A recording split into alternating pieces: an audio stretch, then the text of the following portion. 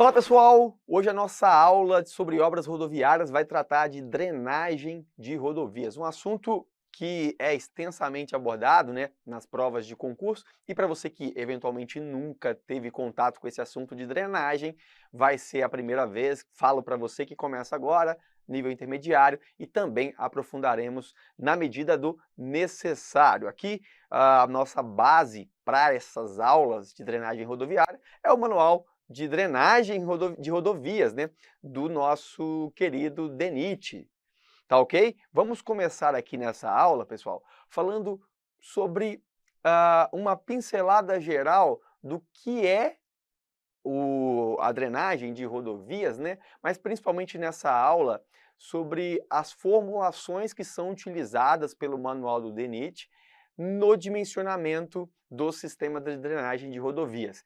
Eu falo para vocês que muitas questões, elas falam que são de drenagem de obras rodoviárias, mas na verdade envolvem equações básicas da hidráulica ou da hidrologia. Então, esta aula é a que vai fundamentar o dimensionamento de todas as outras estruturas, né, que o caderno ali do DENIT ele aborda. Então é uma aula introdutória sobre drenagem, mas que vai resolver aí muitas questões de prova, é o que nós veremos, tá ok? Vou começar aqui então falando um pouco sobre hidrologia. Então, como eu disse, vai ser um conceito, uma pincelada geral sobre hidráulica e hidrologia para fins de drenagem de pavimentos, nesta nossa aula.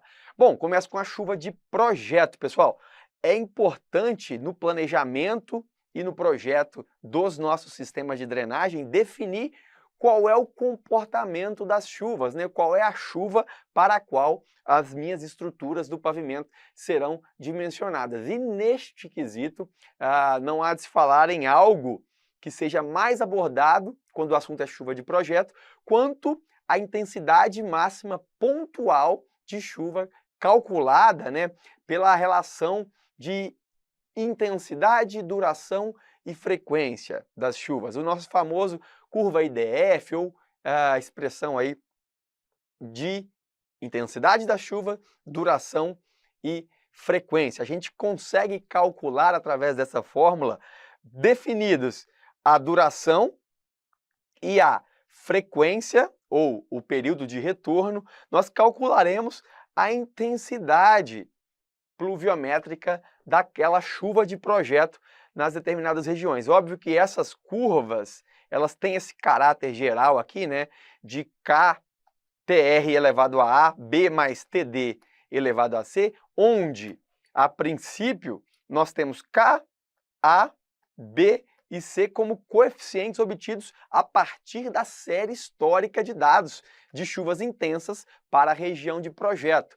E daí nós chegamos, né, claro, essa expressão geral que vai ser adaptada para cada um dos casos. Então, nós vamos ver aqui, né, com base na bacia e na chuva de projeto, nós conseguimos calcular aí o volume esperado de chuva naquela região através, é claro, da intensidade e depois da vazão de projeto obtida com essa intensidade. Aqui vale lembrar aspectos que são muito recorrentes em prova. Além da intensidade pluviométrica, né, a intensidade de chuva, dada aqui em milímetros por hora, o nosso período de retorno ou tempo de retorno, que nada mais é do que o período médio em que se espera que alguma determinada grandeza, nesse caso aqui uma chuva, né, um fenômeno hidrológico, seja igualado ou superado. Então aqui é o prazo, se a gente fala período de retorno de 10 anos, acontece que aquela chuva, naquela magnitude, intensidade,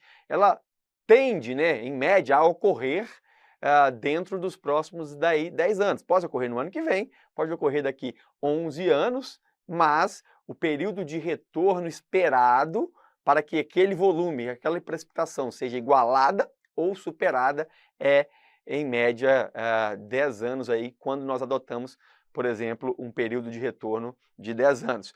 Sobre o período de retorno me dá o que a gente chama de frequência ou probabilidade de ocorrência deste fenômeno hidrológico, tá? E aí, outro, além do termo de do tempo de retorno é a nossa duração da chuva, nessa expressão aqui, o nosso TD, que na verdade a duração ela é definida quando nós fazemos TD igual a TC, que é o tempo de concentração da bacia. O que é o tempo de concentração da bacia? É o tempo gasto para a água que cai no local mais distante do eixo sutório, ela venha, ou seja, essa chuva cai aqui e ela venha a atingir essa seção. Ou seja, quando eu tenho esse período de chuva, significa que toda a bacia agora está colaborando para aquela vazão. Portanto, aquela vazão agora tende a ser máxima. Se está chovendo durante o período de concentração da bacia, ou seja, se eu adoto o tempo da chuva, que é o nosso TD, como o tempo de concentração, eu consigo obter a vazão máxima de projeto. Por que a vazão máxima? Porque a partir de TC, toda a bacia colabora com as águas, né, que caem por ali. Maravilha? Então a gente tem esses dois TC e TR como aspectos importantes para questões de prova. Daí, definida a chuva de projeto, nós vamos definir agora a vazão de projeto. Dada a chuva, qual é a vazão para a qual nós iremos dimensionar as nossas estruturas hidráulicas. Neste caso, para estimar a vazão de contribuição, adota-se o método racional, que é o método que diz o seguinte: olha, a vazão de descarga ela é função da intensidade de precipitação, né, da chuva de projeto, da área da bacia ou da área ali a ser drenada, vezes um coeficiente aqui, que é o coeficiente de escoamento superficial, também chamado de coeficiente de runoff. Ou seja, aqui o 3,6 simplesmente para converter isso em metros cúbicos por segundo. Eu gosto sempre de escrever que, na verdade, a vazão de projeto é C e A. E depois você que se vire para fazer a compatibilização das unidades, tá ok? E aí é óbvio que esse C, que é o coeficiente de escoamento superficial, ele determina, ora, do quanto de volume de chuva que cai ali, quanto daquilo é escoado superficialmente, ou seja, que vai interferir na minha vazão de projeto. Ah, então quer dizer que nem tudo que chove ali é escoado superficialmente? Não, tem camadas que são retidas pela vegetação, parte da água, né, retida na vegetação, parte faz um escoamento subsuperficial, parte atinge o lençol freático. Então o escoamento superficial é simplesmente uma parcela da chuva. Quando você analisa a chuva que cai, por exemplo, sobre uma cobertura metálica, você pode considerar que esse C é igual a 1. Tudo que chove, praticamente, é o que vai escoar sobre o telhado. Quando a gente fala de rugosidade de superfície, né, de terrenos mais ou menos adensados, mais ou menos impermeabilizados, sempre isso é fator de quê? De um coeficiente de runoff ou de escoamento superficial. Obviamente que o escoamento superficial em uma região aqui, por exemplo, mais impermeável, tende a ser maior. Então esse coeficiente C tende a ser maior. Veja que o próprio DENIT traz aqui que revestimentos de concreto tem de 70% a 90% da água que cai sobre ele sendo escoada superficialmente. Enquanto nós tivermos aí terrenos cultivados, né, em regiões de vales, simplesmente cerca de 10% a 30% daquilo que chove é o que escorre superficialmente, e aí o que escoa superficialmente, claro, é o que contribui para a vazão de dimensionamento.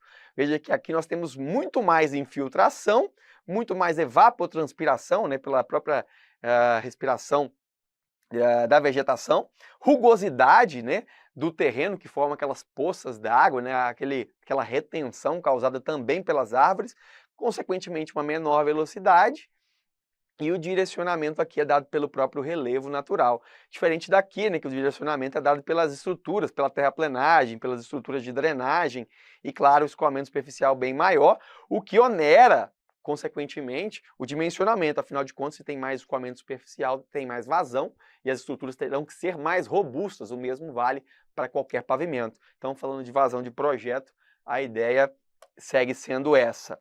Aqui, só para ter uma noção, no exutório aqui da bacia, né, no ejutório, nós estamos falando lá na saída, toda a água que chove nessa região colabora para essa vazão. E aí nós temos hidrogramas, que são curvas ali de vazão em função do tempo, mais agudos, né, com picos mais altos em áreas urbanizadas, ou seja, grande área impermeável, olha o pico de vazão que eu tenho que lidar no meu dia a dia.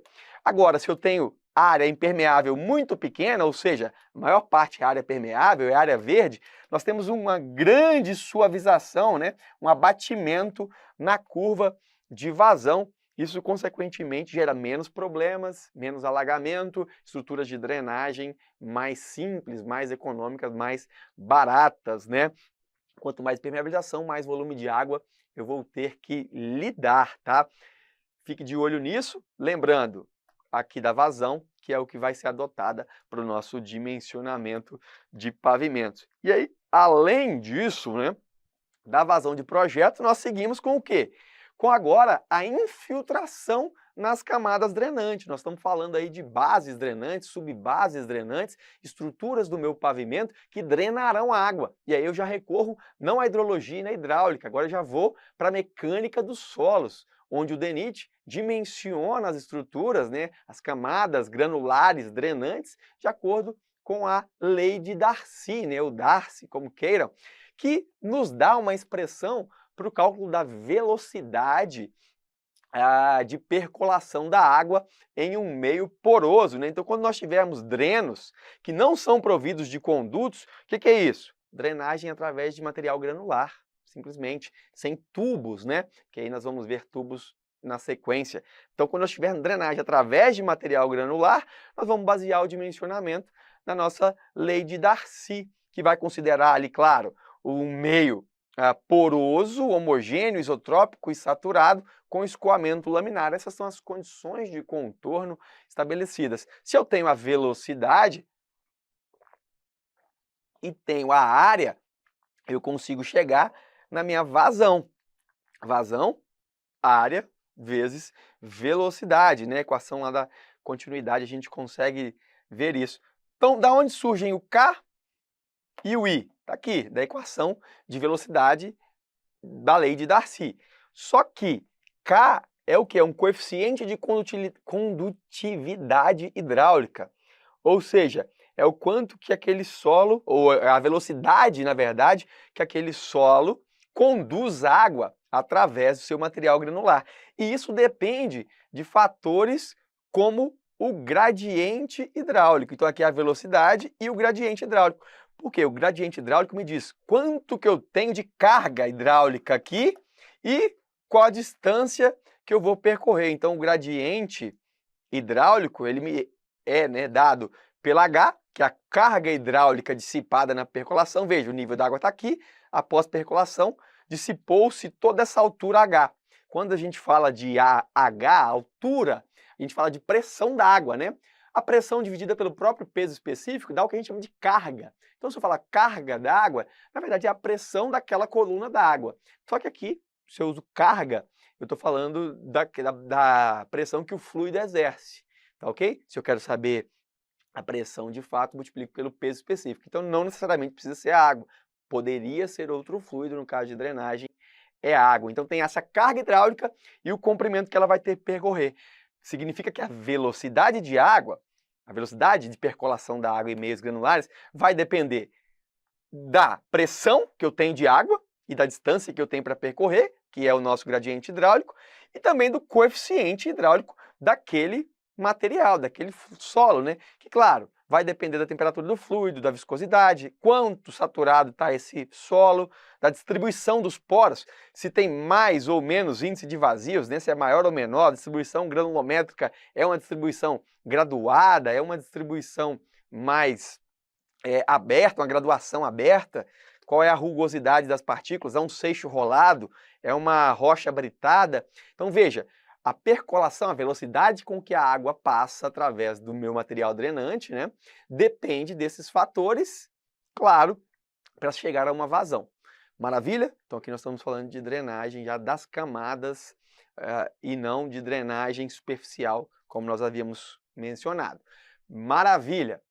Seguindo aqui agora, nos casos em que não há percolação através de bases drenantes, casos onde a gente vai ter Canais, que são os casos geralmente de valetas, de sarjetas, né? Que nós estamos vendo aqui bem as seções possíveis, nós lembramos mais uma vez da hidráulica. Quando a gente fala da hidráulica de condutos livres, que também são chamados de quê?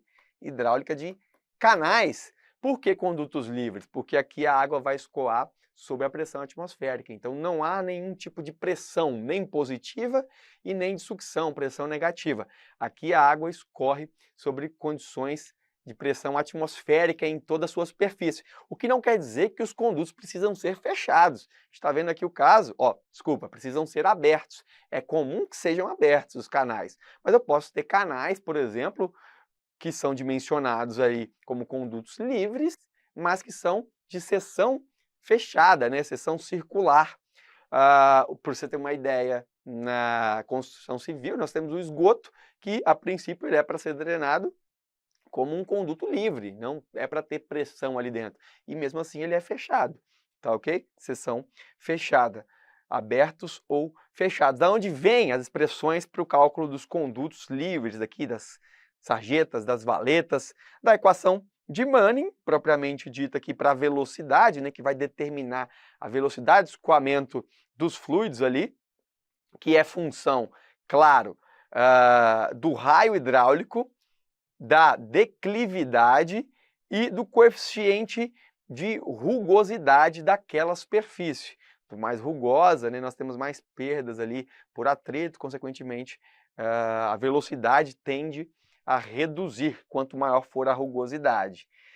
O raio hidráulico, nós veremos que é a área molhada sobre o perímetro molhado. Isso daqui eu destaco não só para drenagem de pavimentos, mas como uma hidráulica, né, na verdade, de modo geral. Sempre as questões querem te confundir. O que é o raio hidráulico? A área molhada sobre o perímetro molhado. Se eu pego uma seção dessa, por exemplo, trapezoidal, e tem esse nível de água, qual é a área molhada? A área molhada está toda essa área aqui. E qual é o perímetro molhado? Olha, essa face lateral, a face de fundo e a outra face lateral.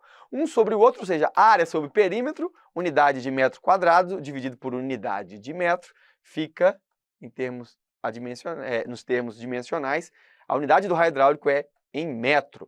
E claro, diversas vezes nós vamos utilizar a equação da continuidade. O volume que passa numa seção é o mesmo que passa no outro. Área vezes velocidade em alguma seção é igual a área vezes velocidade em uma outra seção. Com isso, Manning e continuidade, nós chegamos na expressão de vazão ou fórmula de Manning para condutos livres ou canais.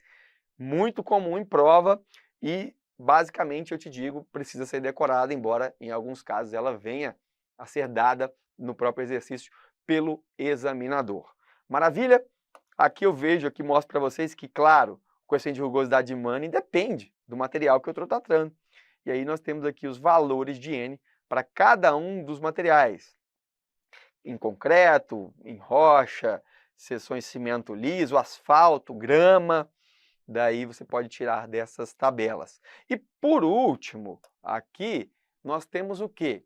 Nós temos a hidráulica de condutos forçados. Então nós falamos desde a chuva de projeto lá na hidrologia, depois da vazão de projeto também da hidrologia, que é a vazão que determina ali, né, o escoamento superficial, na verdade o escoamento superficial que determina a vazão. Depois falamos de camadas granulares, lei de Darcy, percolação de água no solo. Falamos agora de canais, que são dimensionados também ali nos casos de estruturas, sarjeta, valeta, estrutura de drenagem do pavimento. E chegamos no final da hidráulica, falando de condutos forçados. Aqui no caso de condutos forçados, a água escorre, o fluido, né, nesse caso a água, sob pressão diferente da pressão atmosférica, geralmente pressão positiva, né?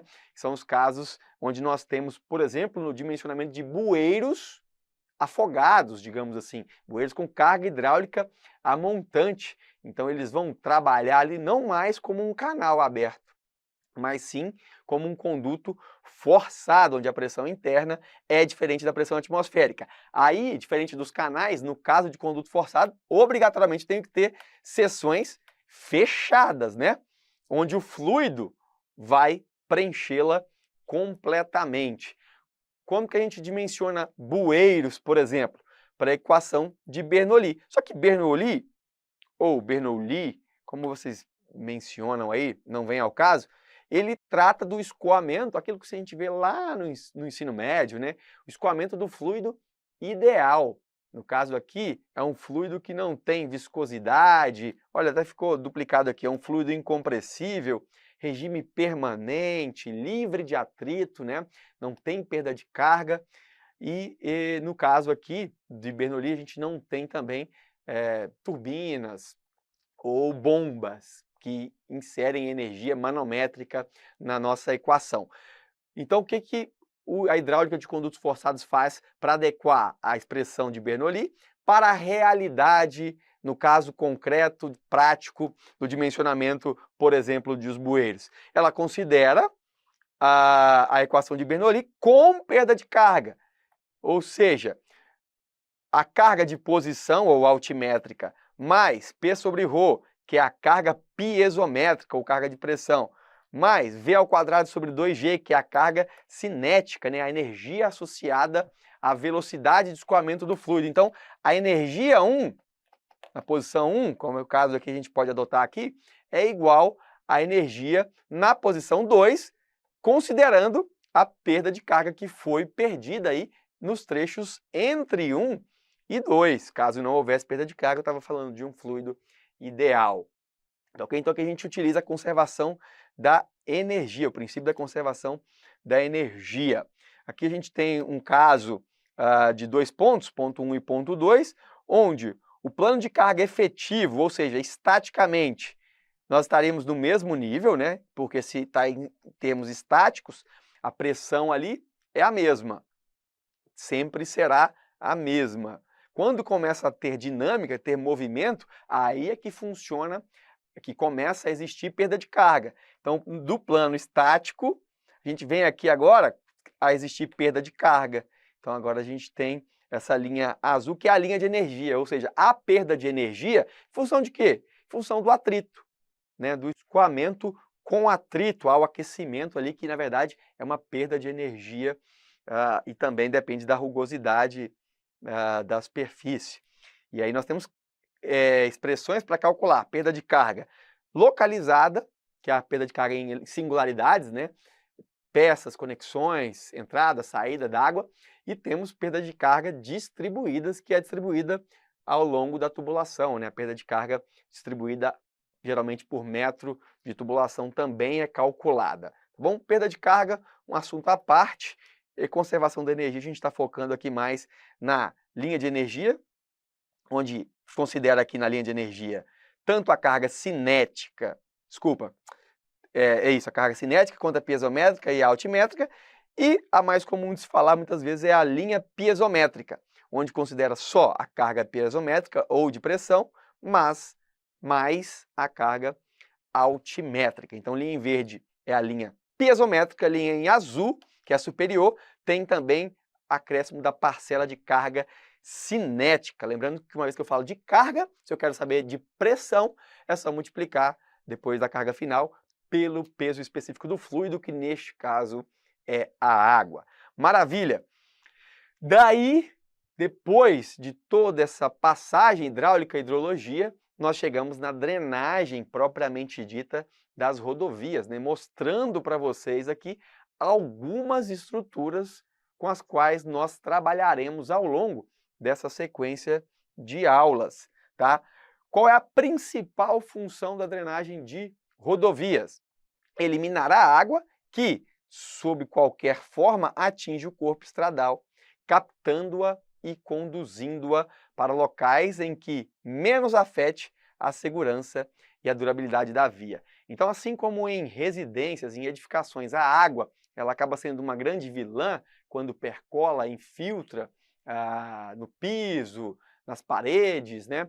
Nós também, nos pavimentos, formados principalmente de camadas granulares, toda vez que nós temos percolação de água, não só no corpo estradal, mas em aterros ou em cortes, nós temos problemas aí associados a isso, tá? E para evitar esse tipo de coisa, nós temos drenagens que são divididas em grandes grupos, né? Então, a drenagem de rodovia é dividida basicamente em 5 grandes grupos com os quais nós trabalharemos, tá?